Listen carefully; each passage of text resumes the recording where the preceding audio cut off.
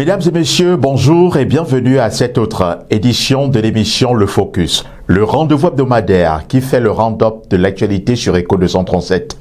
Dans ce deuxième numéro de la nouvelle année, l'actualité est dominée par des tensions préélectorales. À 10 mois de la prochaine élection présidentielle, le Mouvement pour la Renaissance du Cameroun annonce la saisine du Conseil électoral contre l'ECAM pour violation de la loi électorale. Maurice Kamto, président de cette formation politique, l'a fait savoir cette semaine à la presse.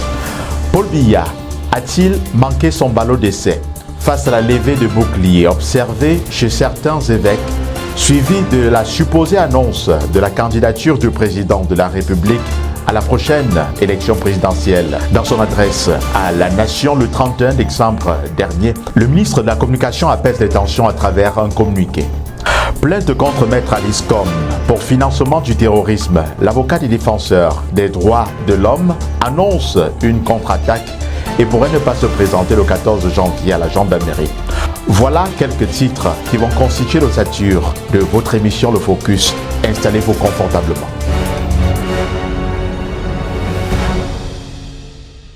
Le MRC saisit le Conseil électoral contre l'ECAM pour violation de la loi et manipulation du corps électoral. Le président de ce parti politique, dans une conférence de presse tenue jeudi dernier au siège du MRC, a égrené un chapelet de récrimination contre l'organe en charge des élections au Cameroun. Maurice Kamto demande, entre autres, à l'ECAM de publier, comme l'indique la Constitution, le fichier électoral national, en présentant la preuve que les 120 000 noms qui avaient été exclus pour défaut d'empreinte digitale ont été réintroduits. Voici quelques morceaux choisis de la déclaration du président du MRC. L'article 80 de cette loi électorale dispose, je cite, « À l'issue des opérations de révision et au vu des documents et données communiquées par les démembrements régionaux d'élections Cameroun, le directeur général des élections établit et rend public la liste électorale nationale au plus tard le 30 décembre. Or, dans un communiqué rendu public le 30 décembre 2024 par le directeur général de l'ECAM, comme pour montrer son souci de se conformer à cette prescription fondamentale de la loi électorale, il écrit, je cite, « Les listes électorales nationales, les listes électorales nationales ». La loi dit « la liste électorale nationale » sont disponibles. Cette déclaration constitue une violation flagrante de l'article 80 précité du Code électoral. En effet, en procédant tel qu'il l'a fait, de son propre aveu, le directeur général de l'ECAM n'a pas publié la liste électorale nationale telle que prescrite par la loi. Aussi, avons-nous engagé deux types d'actions juridiques. La première action consiste en la saisine du Conseil constitutionnel. La vérification de la fiabilité du fichier électoral constitue en effet un élément clé de la régularité de l'élection présidentielle à venir, en ce qu'elle est le gage de la transparence qui doit entourer la confection de la liste électorale nationale.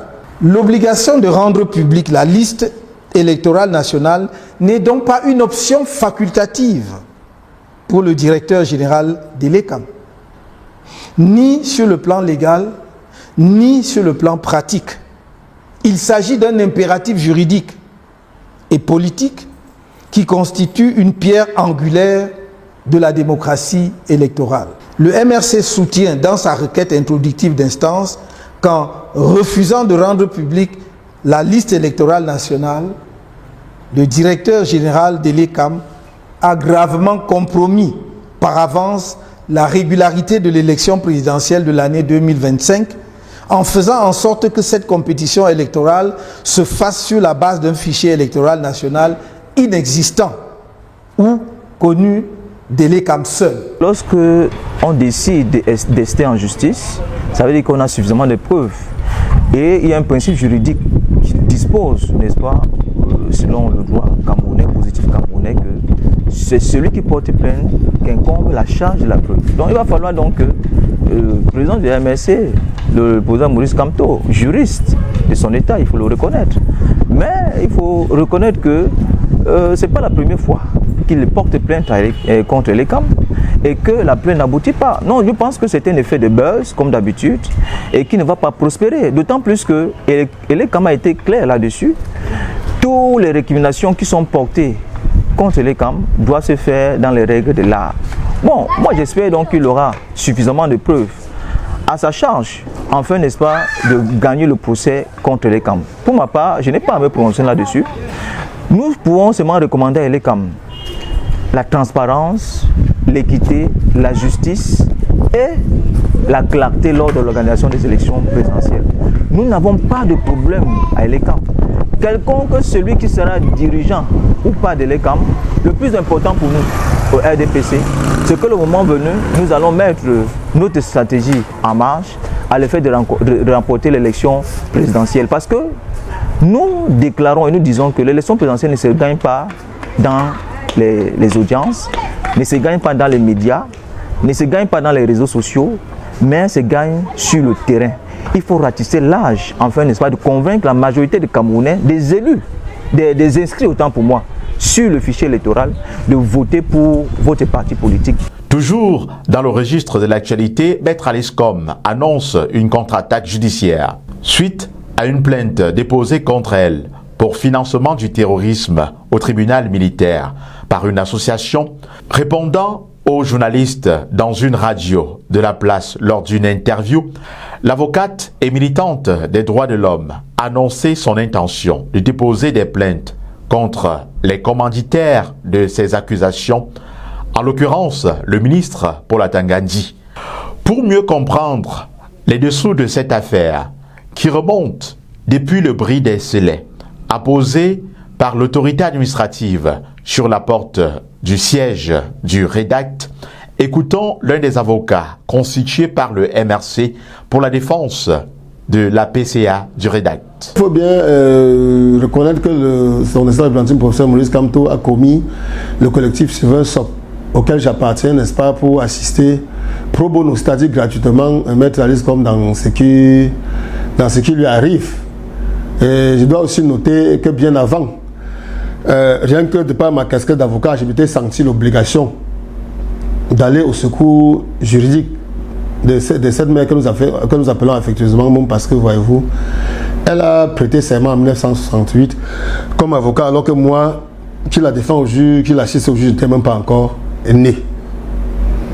Vous vous imaginez, tout part, n'est-ce pas, du REDAC, n'est-ce pas, dans lequel elle se trouve être la présidente du conseil d'administration. Une association régulièrement enregistrée au niveau de la province, n'est-ce pas, depuis 1990, qui a connu sous son évolution différentes modifications qui ont été portées, telles que la loi le dit, auprès de la préfecture. Preuve à l'appui. On ne sait pour quelle raison le Moulinex, puisqu'il s'agit de lui, le ministre de l'administration territoriale, qui est dans la provocation systématique, en est arrivé à dérouler un rouleau compresseur pour s'abattre sur cette association, n'est-ce pas, en allant apposer des scellés sur ses bureaux sans aucune sommation, sans aucune mise en garde, sans aucune mise en demeure. Face à cette petite illégalité, n'est-ce pas, Maître Alice Com, qui a quand même une autorité morale dans ce pays, a dit que ça ne se passe pas comme ça. Elle a brisé ces scellés-là. Et pendant qu'on y est, le préfet la convoque, et un kidam dont on ne connaît aucune sortie de nulle part, qui se trouve être, n'est-ce pas, celui-là qui serait instrumentalisé par l'ordre régnant, se permet, n'est-ce pas, toute honte but, sans aucune réserve, de saisir, vous vous imaginez, le tribunal militaire contre SEDAM pour des faits tellement choquants de terrorisme, de financement de terrorisme et d'apologie de ne sais plus trop quoi, qui cadre exactement avec les faits qui étaient faussement reprochés précédemment par l'administration territoriale à Maître Alice-Com. Donc en fait tout se passe comme si on voudrait broyer cette dame dont le seul tort en ce qui concerne le peuple camerounais est d'avoir toujours été l'avocate, la veuve de l'orphelin, d'avoir toujours lutté toute sa vie pour l'élection d'un état de droit dans ces pays. Quand vous évoquez ces financements de 16 milliards là, de francs CFA, ça fait froid au dos. Dans ces 16 milliards, le ministre de l'administration territoriale qui le dit, il dit que toutes les différentes associations qu'il a suspendues, qu'il a retiré des agréments, ont reçu des financements à concurrence de 16 milliards. Il faut quand même avoir un peu de bon sens. Quand il le dit, la part de rédac dedans, c'est combien? Et quand bien même ce sera avéré, il dit qu'il tient ses sources de l'ANIF, c'est-à-dire l'Agence nationale d'investigation financière.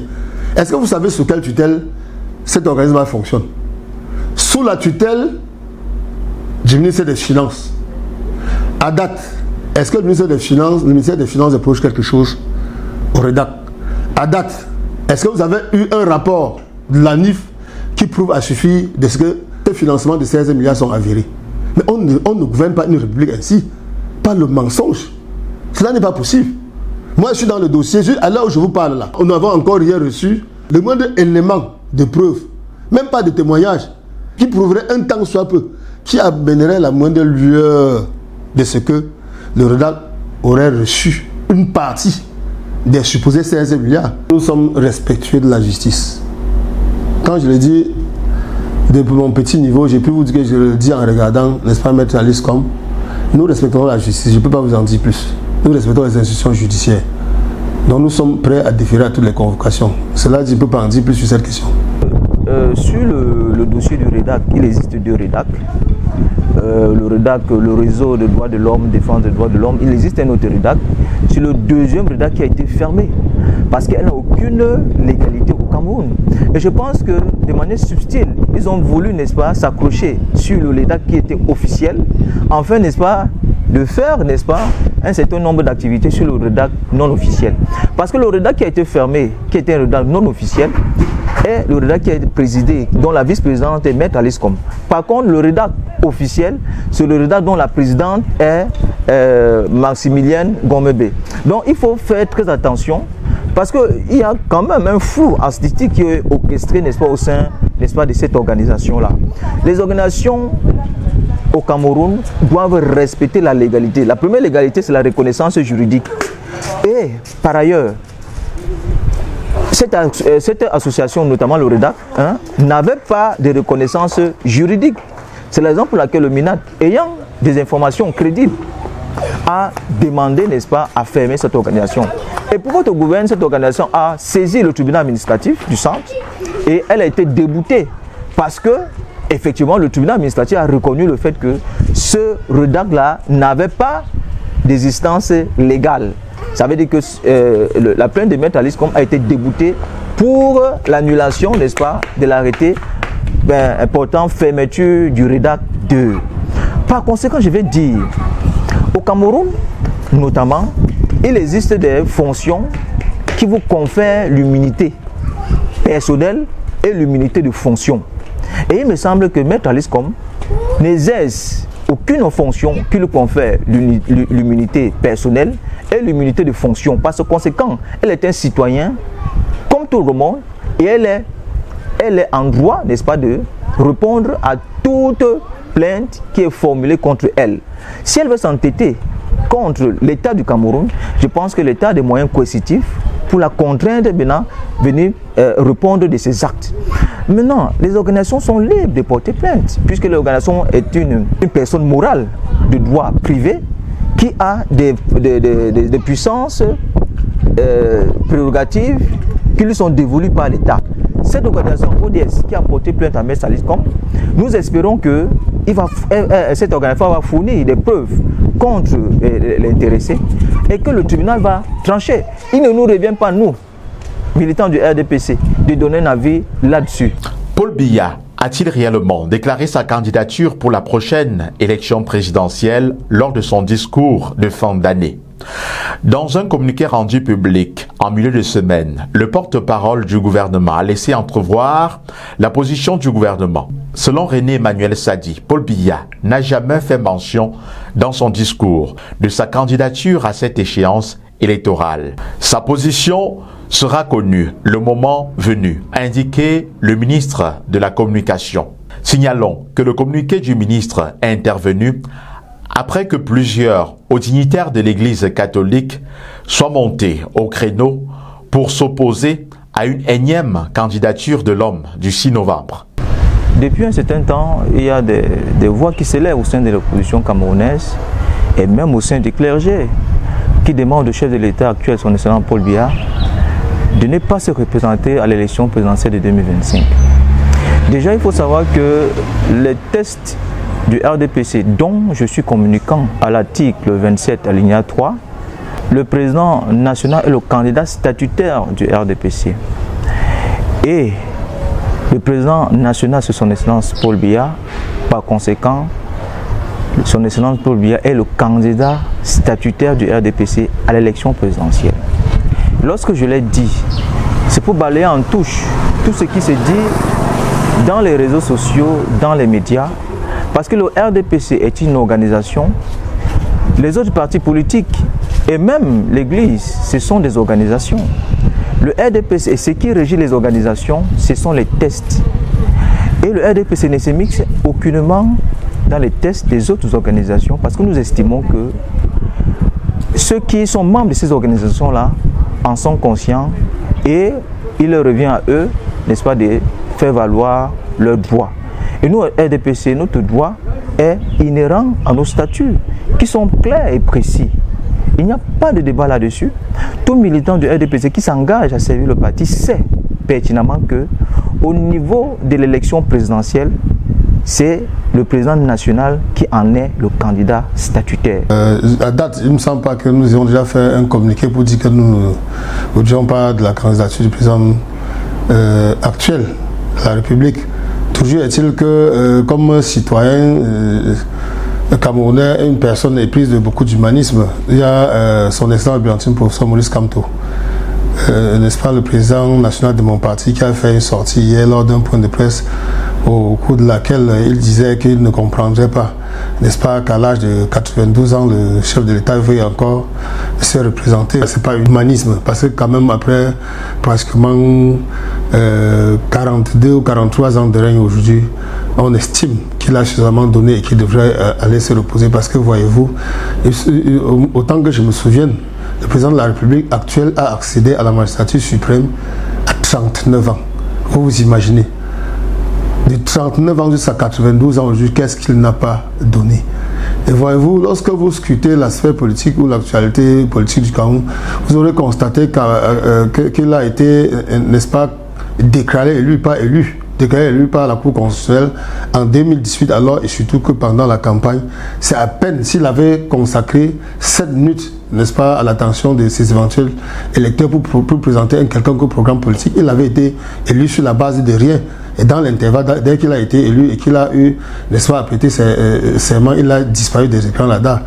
Vous êtes sans ignorer que depuis qu'il avait prêté serment, personne ne l'a aperçu nulle part, n'est-ce pas, au Cameroun, en dehors de Vormeka et du palais de Tizi. Est-ce que c'est comme ça? Est-ce que c'est comme ça qu'on gère une république? Paul Biya, pratiquement pendant 7 ans, ne s'est rendu dans aucune région du pays, pour la simple raison que sur le plan physique, n'est-ce pas, sur le plan physique et même psychologique, il n'est plus intéressé par la gestion de la chose publique. Il fait partie désormais du passé. Tout Camerounais est pris, n'est-ce pas, de sérieux. Et puis un tout petit peu d'humanisme, de la volonté de voir mieux faire les choses, devrait l'inviter à aller se reposer au village comme il avait lui-même suggéré à un moment.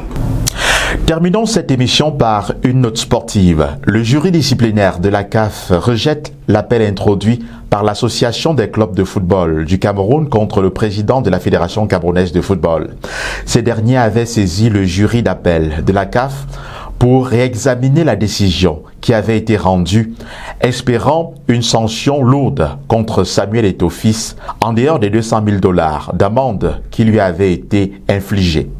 Malgré cette victoire judiciaire, Samuel Eto'o-Fils n'est pas encore totalement tiré tirer d'affaire. Il faudra encore attendre que son appel concernant la sanction pour violation grave des principes d'éthique soit concluant pour que sa candidature au comité exécutif de la Confédération africaine de football ne soit pas entachée d'illégalité pouvant l'écarter du processus électoral. Ce sera tout pour l'essentiel de cette autre émission, le Focus sur Echo 237, votre chaîne de valeur. Mesdames, Messieurs, merci de choisir Echo 237 pour vous informer. Vous êtes davantage de plus en plus nombreux à réagir positivement et à encourager nos différentes productions. Merci infiniment. Obama Design, l'expertise avérée dans les BTP, une entreprise spécialisée dans la conception des plans architecturaux, la conception des plans de construction 2D et 3D. Vous y êtes, Obama Design, la référence internationale dans l'étude, la conception et la réalisation des bâtiments et travaux publics accessibles à toutes les classes sociales. Obama Design, c'est l'entreprise dont vous avez besoin pour des travaux de finition, de décoration et d'aménagement de vos constructions. Obama Design, c'est une équipe d'ingénieurs et techniciens en BTP qui s'active quotidiennement pour que chaque client soit livré clé en main et dans les délais. Obama Design, lorsque votre rêve devient une réalité.